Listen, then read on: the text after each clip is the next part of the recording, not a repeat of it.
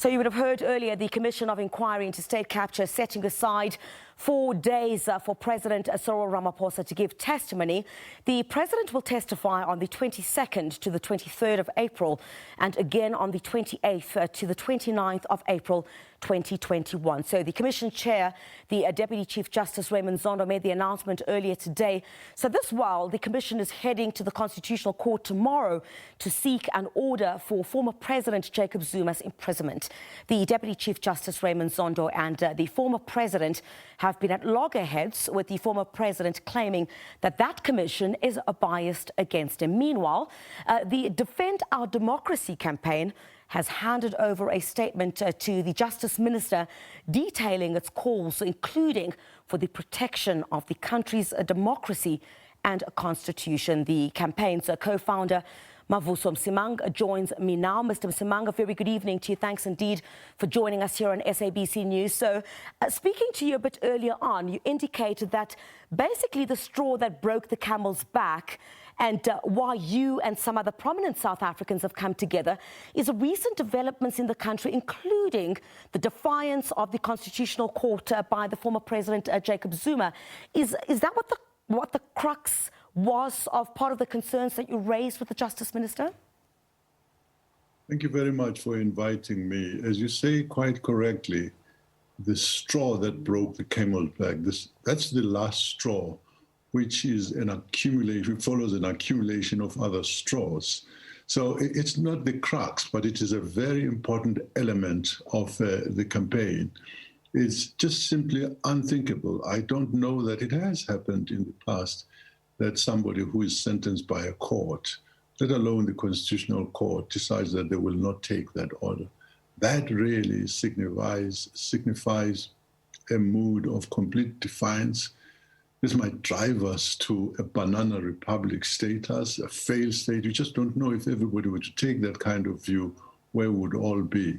But also what is very worrying is that there is a group of people in camouflage uniforms who are operating like a militia, who say anybody who comes to take Zuma, should anybody be sent, they will defend Zuma very strongly.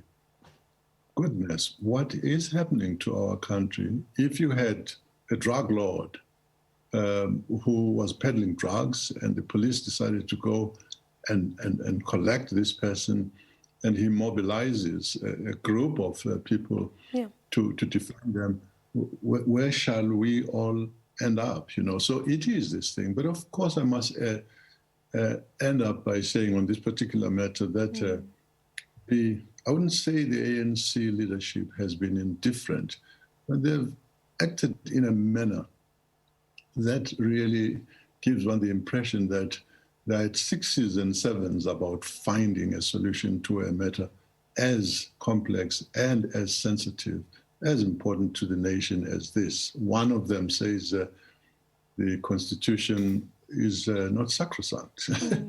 Can you imagine somebody saying that about our Constitution? So that's a senior person saying that, and there is really no rebuke against this person. There is no rebuttal of this position. This is serious. The ANC is in government. Thank you. And I want to talk about that, Mr. Msimang. We've heard utterances, for example, by the ANC Secretary General, Ace Magashule.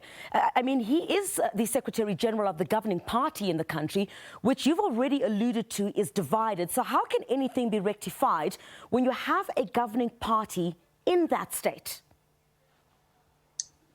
Perhaps that's the reason why, in the end, you may be aware that from the ANC side, I mean, some of us in this initiative are from the ANC.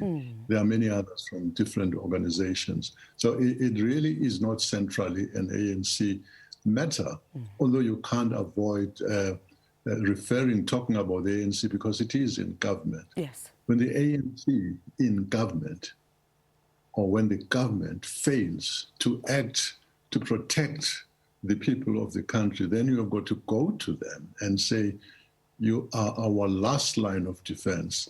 We have people who are elected to parliament by yourselves, people who are appointed to government, and the winning party has those people acting as ministers and other officials, executing other functions of government, if these people are unable to attend to the deteriorating situation in this country, and it's deteriorating in very many ways, then let's appeal to you.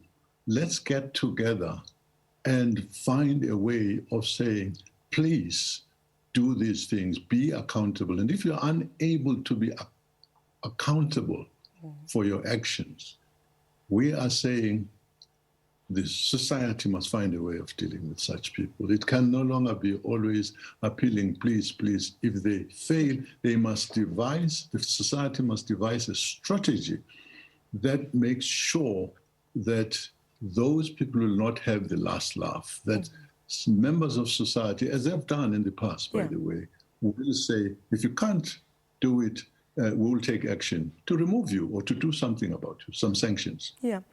Mr. Msimang, you're also questioning the capacity of police in what you say is the lawlessness in the country and a seemingly desperate populace who has no protection. Tell us why.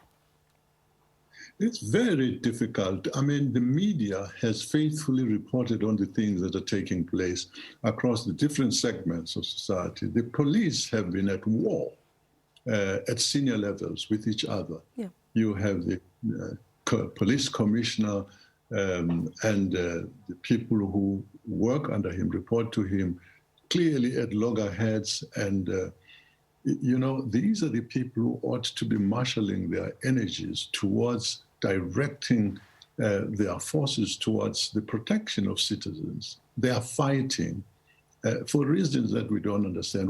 Whoever is right in this thing, the task of protecting the people is seriously eroded. Those on the front line, don't make a mistake. There are many police who are doing a great job, but when you are disorganized at the top, you must know that things are going to be very difficult, and the people already are experiencing an almost lawlessness. It takes, I don't know how long it takes, research has been done for people who are accused with murder to be tracked down. It takes a long time. The capacity is what I was talking about, for people who have committed serious crimes to be brought to book. These are the things that should not be allowed to continue. We continue to pay taxes and people continue to be faithful to the leadership. Defend Our Democracy co-founder Mavuso Msimang, thank you very much for joining us on the SABC News channel here on The Full View. We'll take a short break here on the programme. Lots more coming up after that. Stay with us.